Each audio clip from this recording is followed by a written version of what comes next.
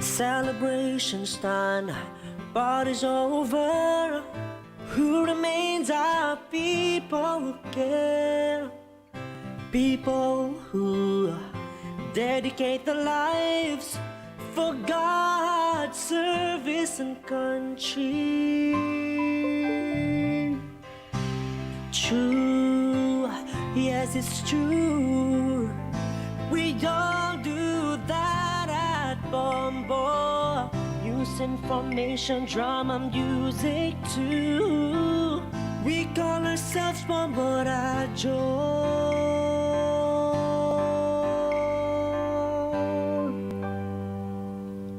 To All-Star Nation and Kabombo, we all would like to greet you.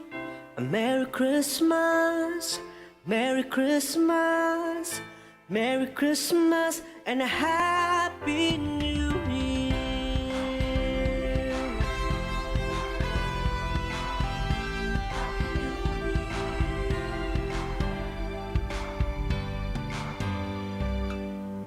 Come and join us.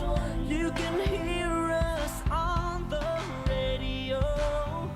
You can find us online too. We hope you enjoy the show. To All-Star Nation and Kabombo, we all would like to greet you. A Merry Christmas, Merry Christmas, Merry Christmas, and a Happy New Year. Stay with us from morning till dawn.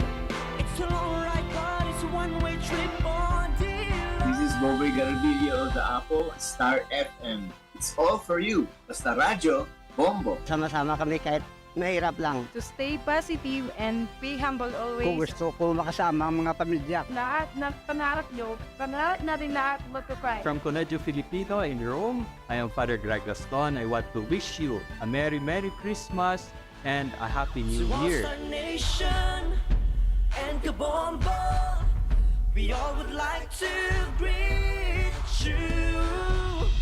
A Merry Christmas, Merry Christmas, Merry Christmas, and a Happy New Year. Happy New Year, Happy New Year, Happy New Year, and a Happy New Year. Happy New Year, Happy New Year, Happy New Year, and a Happy New Year.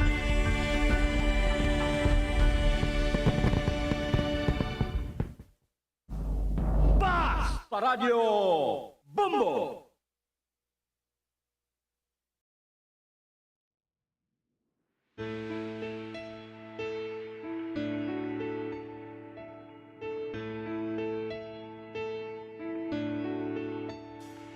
Kailanman mang balakin sa iyong daraanan, sadya mang matinik ang kailangan mong lakaran.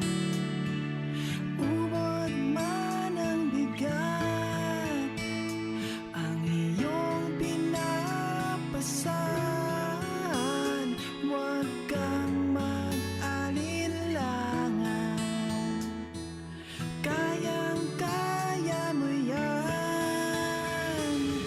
Huwag kang umatras, huwag kang huminto, huwag kang mapagod, huwag kang sumuko.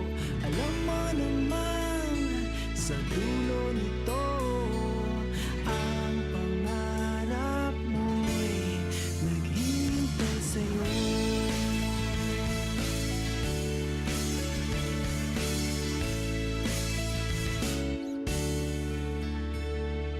Kahirap mang abutin ng nais mong marating, malalim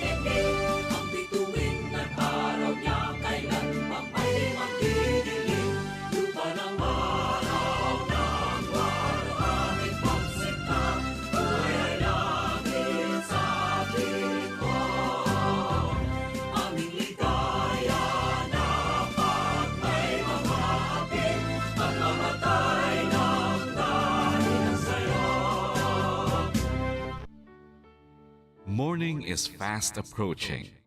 Let us awaken to the dawn of the new day with God as our constant guide. God our Father, may you grant us wisdom in our decision, courage to rise from all our mistakes, devotions to our duties, and gladness to share and cooperate for the good of our families and our community. May you spark in us a love for the truth and respect for one another. May you preserve us from false pride, unselfishness, and help us to live in peace with one another as brothers. Amen.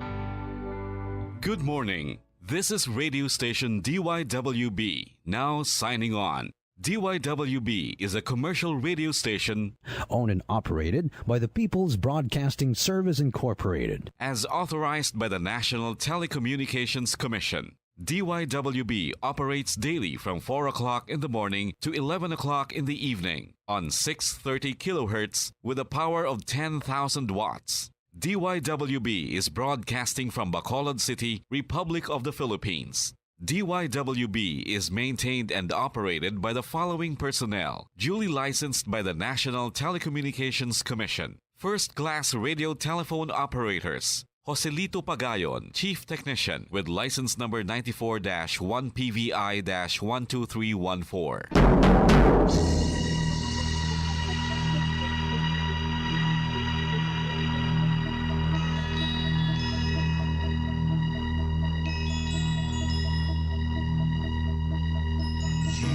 Are the reason why this network is on.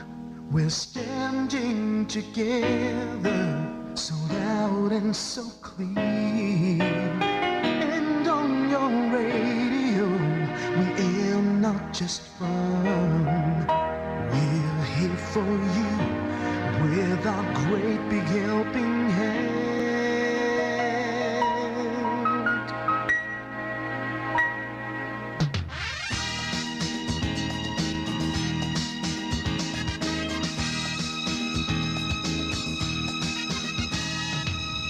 Are the reason why this network is on. We're standing together, so loud and so clear. And on your radio, we air not just fun. We're here for you with our great big helping hand. We have the power to tell the truth without fear, with favor to no one. We stand as one. Turn on your radio and stay where you are. Listen to the bomb and we'll take you near or far. We are here to speak the truth and let you know we are here for anyone who needs a helping hand. We are here to find the way to freedom and peace, justice for all, make this world a better place. We are the CBS, the NBN, the PBS, Bombo Radio Philippines. We listen to the voices with no acts of arrogance, with candor and politeness. We are pledged to everyone. We dedicate ourselves, our fortunes, our lives. No matter what it takes, no matter what is sacrificed. We are here to speak the truth and let you know we are here for anyone who needs a helping hand. We here to find the way to freedom and peace. Justice for all, make this world a better place. We are the CBS, the NBN, the PBS, Bombo Radio Philippines. Bombo Radio is here for you to let you know what's new. And because we care, we listen, we hear all the cries and whispers. We shall be free and fair. We are here to speak the truth and let you know we are here for anyone who needs a helping hand. We are here to find the way to freedom and peace and justice for all, to make this world a better place. We are the CBS, the NBN, the PBS, Bombo Radio Philippines. We are the CBS, the NBN, the PBS, Bombo Radio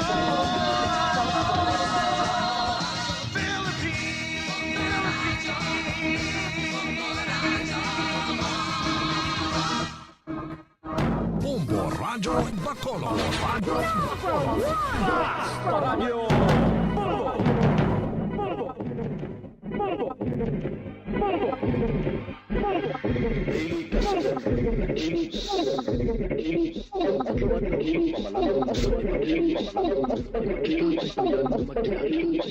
Maghigma kag magsunod kay Kristo. Ako ang dalan, ang kamatuoran, kag ang kabuhi. Ini ginadulong sa inyo sa mga Madres and Daughters of St. Paul. Maayong adlaw mga inigugma ko nga mautod kagabian kay Kristo. Yari na kita karon sa ikalima nga adlaw sa oktaba sang pagatawo, kag subong man, ari na kita sa hingapusan nga mga inadlaw sang tuig 2022. Kag duha na lang katulog, bag-ong tuig na. Magpadayon kita sa pagpamalandong sang pulong sang Dios.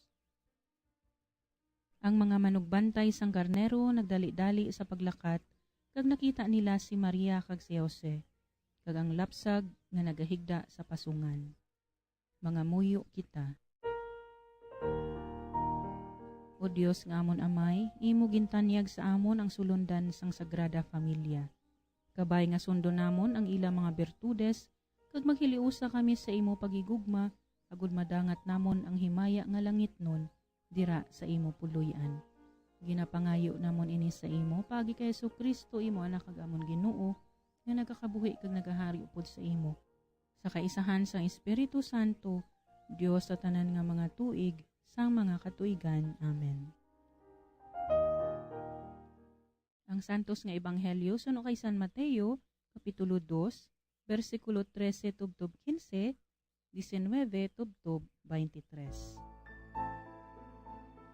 Sang makahalin na ang mga manginalamon, ang anghel sang Ginoo nagpakita kay Jose sa damgo, kag nagsiling, "Bangon ka, dalha ang bata kag ang iya iloy, kag magpalagyo kamo pakadto sa Ehipto.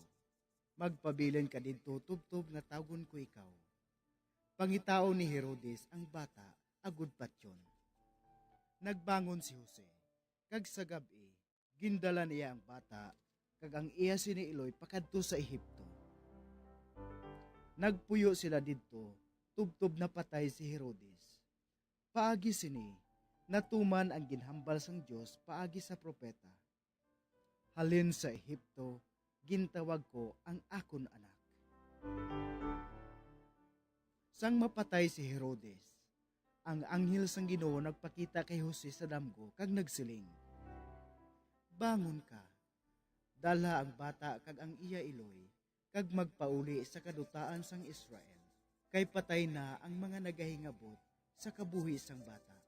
Gani nagbangon si Jose, kag gindala niya ang bata, kag ang iya iloy sini, kag nagbalik sila sa kadutaan sang Israel. Apang sang mahibaluan ni Jose nga si Arkilaw na ang naghari sa Judea, nga nagbulo sa iya sini amay nga si Herodes, nahadlok siya sa pagkadto dito. Suno sang ginpaandam sa iya sa damgo, nagpadulong siya sa kadutaan sang Galilea. Didto siya nagpuyo sa banwa nga ginatawag Nazareth.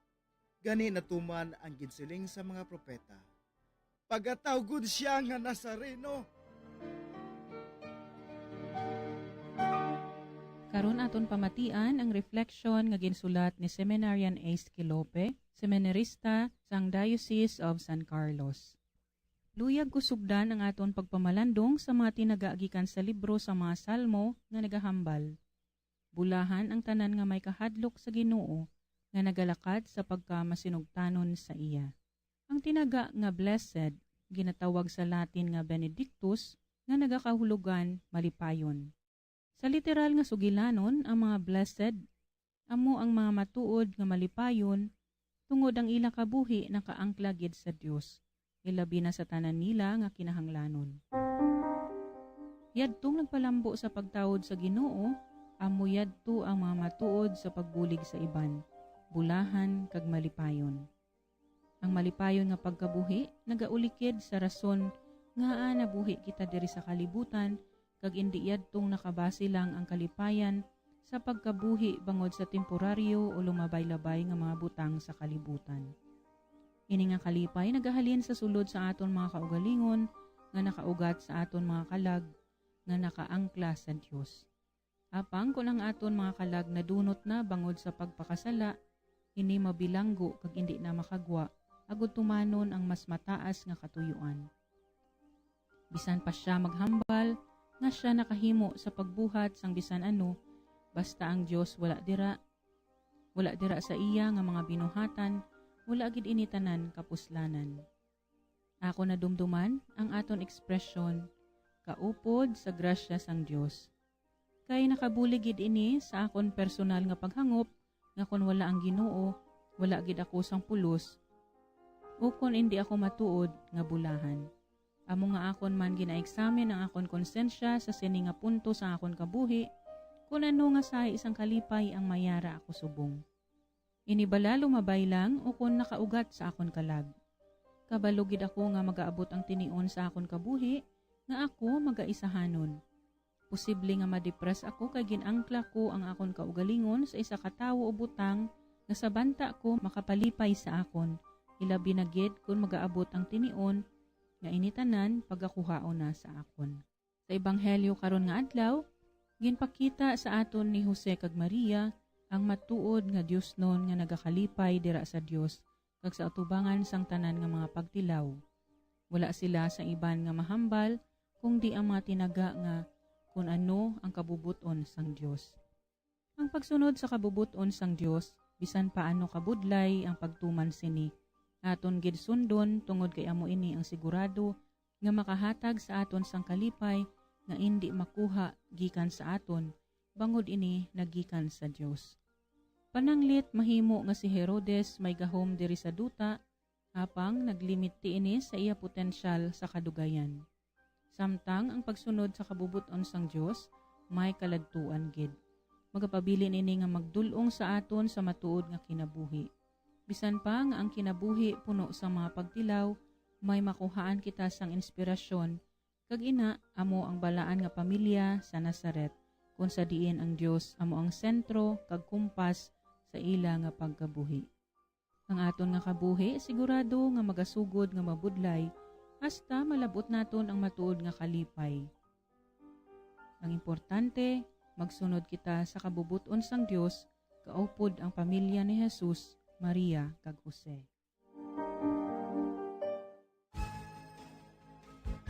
Mga abyan, tubtob na lang anay kita diri.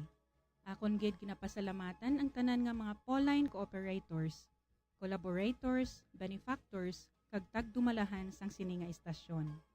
Kung gusto ninyo iupod ang inyong mga intensyon sa amon pagpangamuyo, ipadala lang ninyo ini sa Pauline's Media Center, Bacolod.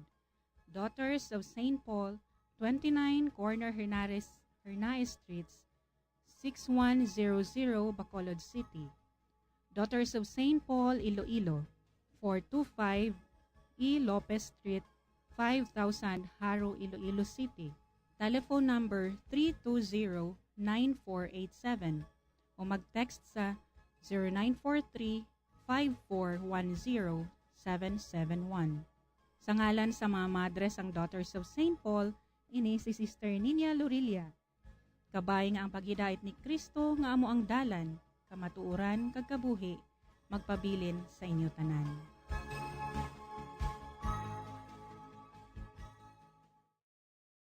Ini nga programa inadulot sa inyo sa mga madres ang Daughters of St. Paul, kag sang Bombo Radio Philippines, ang pambansang radyo ng Pilipinas. Basta Radio, Bombo.